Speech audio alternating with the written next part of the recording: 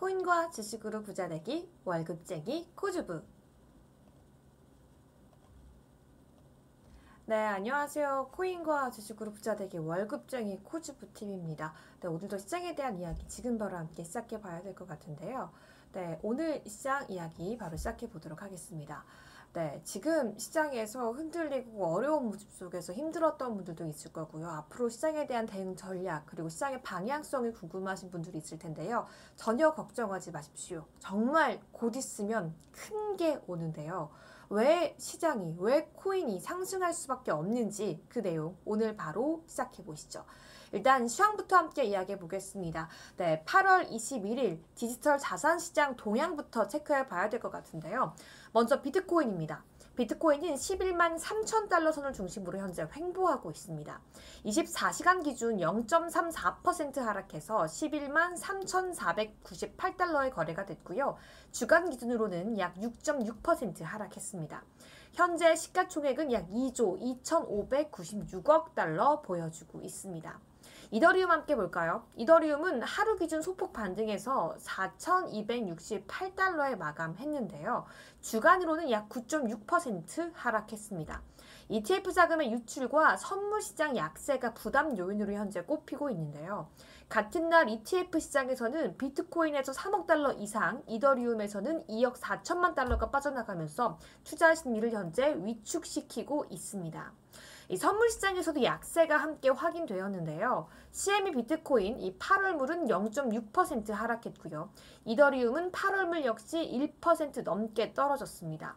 이는 ETF 자금 이탈과 맞물려서 단기 불확실성을 현재 반영하고 있음을 알 수가 있죠. 알트코인의 흐름도 함께 짚어보겠습니다. 알트코인의 흐름은 현재 혼조세인데요. BNB는 2.5% 반등했지만 XRP, 리플은 0.2% 추가 하락하면서 주간으로는 10% 넘게 급락했습니다. 전체 가상자산 시장의 규모는 약 3조 8,600억 달러로 소폭 상승했지만 거래량은 현저히 줄어들고 있는 모습 나타나고 있습니다. 매크로 환경도 함께 짚어봐야 되겠죠. 달러 지수는 97.81달러 정도로 소폭 상승했습니다. 현재는 98.32달러 지나가고 있고요. 미국의 10년물 국채 금리는 4.3%에 근접해 있습니다. 이제 오늘 밤부터 내일 사이에 있을 파월 연준 의장의 잭슨홀 미팅에 시장은 모든 초집중을 하면서 시장이 반응할 준비를 할 텐데요. 일단 전반적으로 시장은 위험자산 전반에 부담을 느끼고 있는 상황입니다.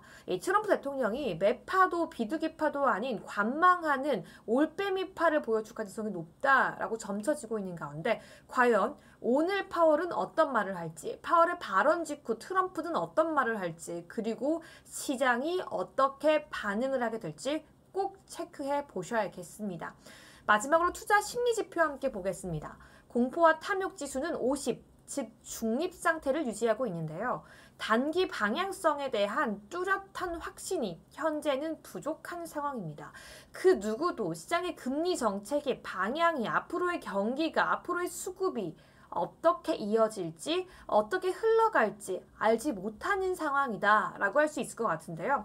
하지만 전 여기서 반전의 시그널이 바로 오늘에 있다고 생각합니다. 안 좋은 이야기가 나오더라도 좋은 이야기가 나오더라도 악재의 소멸, 이벤트의 소멸, 불확실성의 소멸이 될 수 있는 그 하루이기 때문에 앞으로 대한 시장 내일을 기점으로는 더욱더 정확한 판단과 전망을 내릴 수 있을 거라고 예측하고 있습니다. 최근 급락한 기술주들이 미증시의 그 방향성과 시장의 경기 동향을 보여주고 있는 것 같은데요. 이를 두고서 주요 투자사들의 의견이 엇갈리고 있다는 소식 전해드리겠습니다. 먼저 골드만삭스는 지난 5일 동안 10% 넘게 떨어진 미국의 고변동성 기술주 이 모멘텀 주식 바스켓을 지금 저가 매수의 기회로 보고 있습니다. 과거 사례를 보면 이런 식으로 10% 이상 급락한 뒤 일주일 내에 반등한 경우가 거의 80%에 달했다라는 분석인 건데요. 한마디로 이거 하락한 거 걱정 없습니다. 어차피 오를 겁니다 라고 보고 있는 겁니다. 실제로는 평균적으로 일주일이 4.5%, 한 달 뒤에는 11% 이상 오르기도 했습니다. 이번 하락은 AI 관련 종목들이 집중 매도를 당하면서 나타났다라고 보고 있는데요. 팔란티어가 12%, AMD와 슈퍼마이크로 컴퓨터가 약 6%씩 빠졌었죠. 엔비디아 역시 2.8% 하락했습니다. 엔비디아의 하락폭 자체는 작았지만 시가총액 비중이 크기 때문에 시장 전반에 부담을 함께 짊어지게 만들었는데요. 골드만은 기술적으로 과매도 구간에 들어왔다고 설명했고요.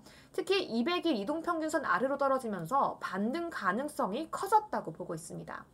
다만 다음 주 예정되어 있는 엔비디아의 실적 발표가 앞으로의 흐름을 가를 주요 변수가 되고 있다고 덧붙이고 있는데요.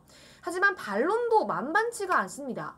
일부의 전문가들은 지금 기술주들이 역사적으로 가장 비싼 수준이라면서 버블 또 고평가 위험이 크다라는 점을 지적하고 있는데요. 도대체 왜 이러는 걸까요? 특히 AI 열풍 속에 투기적 매매가 많았던 만큼 반등보다는 추가 조정 가능성을 열어둬야 한다는 목소리가 들려오고 있습니다. 하지만 전 동의할 수가 없는데요. AI 버블 이야기, 고점 이야기 여러분들 언제부터 들으셨나요? 저는 1년 반, 2년 넘게 들어왔습니다. 그 사이에 폭락이 있었나요? 그 사이에 버블이 터졌나요? 전 아니라고 봅니다만 정리하자면 골드만은 지금이 좋은 매수 기회라고 보고 있지만 다른 쪽에서는 아직 너무 비싸다는 경고를 하고 있는 상황입니다. 이 투자자들은 오는 27일 엔비디아의 실적 발표를 앞두고 긴장 속에서 시장을 지켜보고 있습니다. 오늘은 싱가포르의 최대 은행 DBS의 새로운 디지털 자산 소식 전해드리겠습니다. DBS가 이더리움 블록체인에서 토큰화 구조화 채권을 출시했습니다. 이번 상품은요, 인증된 투자자와 기관 투자자 전용으로 제공되는 거고요. 기존의 진입 장벽이 높았던 금융 상품을 더 작은 단위로 쪼개 투자 기회를 넓혔다는 점이 특징입니다. 보통 구조화 채권은 최소 10만 달러, 우리 돈 약 1억 4천만 원이 필요했는데요. DBS는 이를 1천 달러, 약 우리 돈 140만 원 단위로 쪼개서 발행했습니다. 덕분에 상품은 더 유연하고 거래도 쉽게 가능해졌고요. 투자자의 입장에서는 포트폴리오 관리 역시 굉장히 쉬워졌습니다. DBS는 2024년부터 디지털 자산 연계 채권을 선보였고요. 2025년 상반기에만 10억 달러, 약 1조 4천억 원 규모의 거래가 이루어졌다라고 밝혔습니다. 특히 1분기에서 2분기 사이 거래 규모는 60% 이상 늘어났는데요. 이번에 발행되는 구조화 채권은 디지털 자산 가격이 오르면 투자자에게 현금을 지급하게 되는 방식입니다. 즉, 투자자가 직접 코인을 보유하지 않아도요, 디지털 자산 시장에 간접적으로 투자를 해볼 수 있는 구조죠. 이 반대로 가격이 만약 떨어지게 된다면 잠재적인 손실은 또 줄일 수 있도록 설계했다고 하는데요. 사실 이번 상품 같은 경우에는 DBS가 앞으로 디지털 자산뿐만 아니라 주식 연계, 신용 연계 구조화 채권도 토큰화할 계획이라는 점을 함께 추가로 밝혔습니다. 어쨌든 이번 상품은 인증된 투자자와 기관에 한정되어 있고요. 싱가포르의 디지털 투자 플랫폼인 ADDX, DGFT, 하이드라X를 통해서 배포될 예정입니다. DBS는 이미 블록체인과 디지털 자산 전략을 꾸준하게 확장해 왔고요. 2024년 10월에는 스마트 컨택트랙트를 이용한 실시간 결제 서비스를 내놨고 같은 해 11월에는 팍소스와 함께 달러 기반 스테이블 코인을 선보이기도 했습니다. 정리하자면 DBS는 전통 금융의 장벽을 낮추고 블록체인 기반 상품을 확대하며 아시아에서 디지털 자산의 혁신을 현재 주도하고 있는 위치라고 볼 수 있을 것 같습니다. 조금 더 중요한 내용 함께 넘어가 보도록 하겠습니다. 트럼프 가문이 지원하는 디파이 프로젝트 소식 전해드리겠습니다. 월드 리버티 파이낸셜 약칭 WLFI가요. 최근 2억 500만 달러 규모, 우리 돈 약 2,865억 원의 스테이블 코인 USD1을 새로 발행했습니다. 이번 발행은 연준 이사 크리스토퍼 월러가 스테이블 코인의 달러의 국제적 위상을 확대할 수 있다는 긍정적인 발언을 한 직후에 이뤄진 건데요. 이로써 USD1의 공급량은 총 24억 달러, 약 3조 3천억 원을 넘었습니다. 이 USD1은 지난 4월 출시된 이후 빠르게 성장해서 현재 시총 기준 전 세계 6위 스테이블 코인으로 자리 잡고 있는데요. 현재 시장 점유율 1위는 테더 USDT로 약 1,670억 달러, 2위는 서클의 USDC로 약 674억 달러 규모입니다. USD1은 아직 점유율은 작지만 성장세가 두드러지고 있는데요.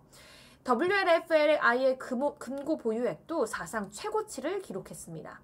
전체 보유액은 약 5억 4,800만 달러. 이 중 USD1이 가장 큰 비중을 차지했고요. 그 외에도 이더리움 등 상당히 보유하고 있는 것으로 알려져 있습니다. 이번 프로젝트는 특히 관심을 끄는 이유가 있는데요. 도널드 트럼프 전 대통령의 장남 트럼프 주니어가 자문으로 참여하고 있기 때문입니다. 정치적 영향력과 자금력이 결합되면서 글로벌 시장에서 큰 주목을 받고 있는 건데요. 또한 WLFI는 최근 자사 토큰을 담는 상장 기업을 설립해서 약 15억 달러 규모의 자금을 조달하는 방안도 검토 중인 것으로 알려져 있습니다. 정리하자면 WLFI는 정치적 후광과 함께 공격적인 확장 전략을 펼치면서 스테이블코인 시장에서 빠르게 입지를 넓히고 있는데요. 향후 글로벌 시장에서 어떤 변화를 나타내게 될지 주목해 보셔야겠습니다. 이번에는 미국의 가상자산 거래소 제미니 소식 전해드리겠습니다.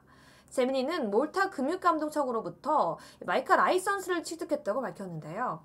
이 라이선스는 유럽연합이 새롭게 시행하는 디지털 자산시장 규제 체계입니다. 이번 승인을 통해 제미니는 30개 이상의 유럽 국가 고객들에게 보안성과 신뢰성을 갖춘 서비스를 제공할 수 있게 되었는데요. 이 제미니 측은 명확한 규제가 글로벌 채택의 기반이 된다면서 미카 시행을 유럽이 혁신적이고 또 선도적인 지역임을 보여주는 사례라고 강조했습니다.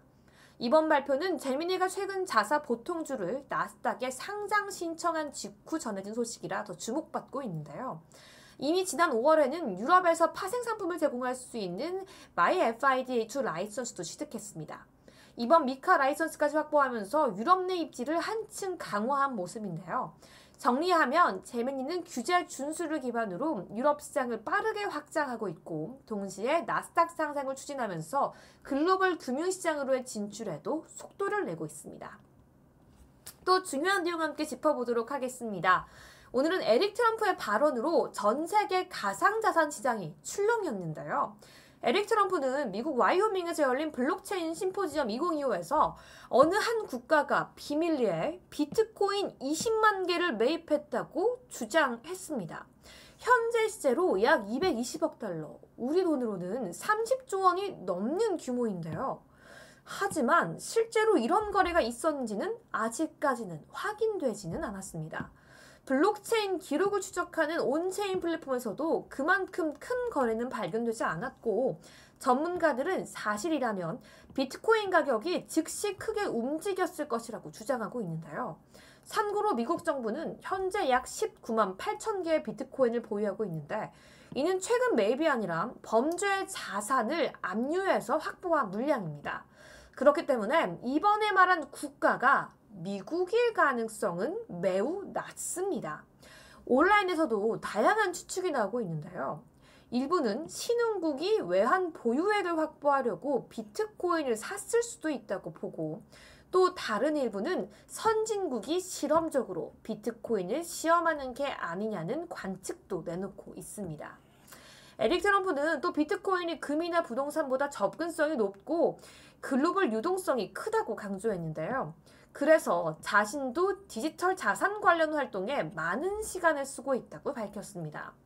현재 비트코인은 약 11만 4천 달러 부근에서 거래가 되고 있고요. 다음 주 열리는 미국 연준회의가 금리와 인플레이션 관련 발표를 앞두고 있어서 단기적으로 큰 변동성이 예측됩니다.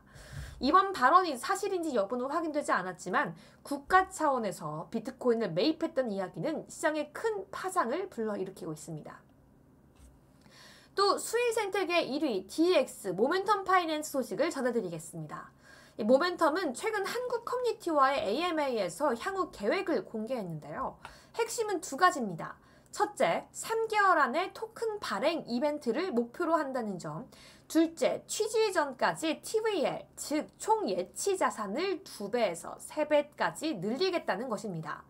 모멘텀은 지금까지 커뮤니티 우선 접근 방식으로 성장했다고 강조했는데요. 사용자의 피드백에 따라 기능을 개선했고 절반 이상 자금은 수의의 외부 기관에서 유치했다고 밝혔습니다. 이를 통해 생태계의 신뢰도를 높였다는 설명인데요. 보안 부분도 강조했습니다. 현재 볼트 상품을 운영 중인데 수의재단의 검증을 받은 파트너와 협력해서 허가된 프로토콜만 이용하도록 설계해 자금 유출 위험을 원천 차단했습니다. 볼트는 3단계로 출시가 되면서 현재 자동 리밸런싱 볼트가 공개가 되었고요. 이후 전략 볼트, 멀티 체인 볼트가 순차적으로 출시가 될 예정입니다. 특히 멀티체인 볼트는 이더리움, 솔라나 자산을 브리징해서 수의 생태계 자금 효율성을 크게 높일 전망입니다. 토큰 유틸리티도 소개가 됐는데요. 모멘텀의 MMT 토큰은 VMMT 모델과 런치패드 기능을 통해 가치가 생기게 됩니다. 결국 최대 4년간 락업을 해서 투표권과 보상을 얻는 구조가 되게 될 텐데요. 런치패드는 수의 재단이 지원하는 프로젝트들을 상장시키는 플랫폼으로 스테이킹 참여자에게 신규 토큰 할당까지 주어지게 됩니다. NFT 계획까지 함께 공개했는데요. 제네시스 NFT는 총 1만 개가 발행되면서 일부는 프리세일 참여자와 리더보드 상위자, 트레이딩 대회 우승자에게도 배정될 예정입니다. 특히 한국의 상위 랭커들에게도 보상이 주어질 예정인데요. 마지막으로 모멘텀은 한국은 가장 큰 커뮤니티 중에 하나라면서 KBW 행사에서 직접 만나기를 기대한다고 전달하기도 했습니다. 네, 오늘 이렇게 시장의 가장 중요한 이슈들 마감 내용 함께 짚어봤는데요. 여러분 투자에 도움되었기를 바라면서 저희는 또 비트코인 이야기와 미증시 마감 이야기 가지고 돌아오도록 하겠습니다. 오늘도 성공 투자하시기 바라겠습니다.